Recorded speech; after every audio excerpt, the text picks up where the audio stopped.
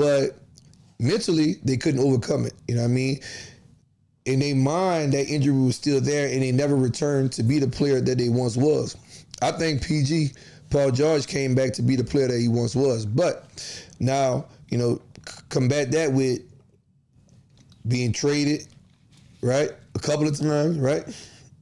Moved around. He went from Indiana to, I want to say, OKC. He had a great year to Los Angeles Clippers, to now being with the 76ers. And like I always say, I think when you move and you get traded, you're looking to win. And I think they had great pieces with everywhere he went, you know what I mean? But I think that when he initially went to the 76ers, he was like, hey, man, we putting together a big three. We're going to have Embiid. We're going to have, a young Maxey, myself, and a lot of pieces around that. And we can, we have a shot. But injuries with not only himself, also with Embiid. And just being honest, man, injuries look like it's been rattling Philadelphia just since the last 10 years, maybe.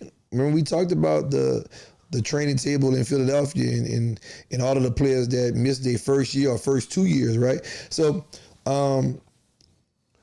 that can be a bit much too, being traded, moving around, having expectations, not being able to or feel like you are, meeting those expectations.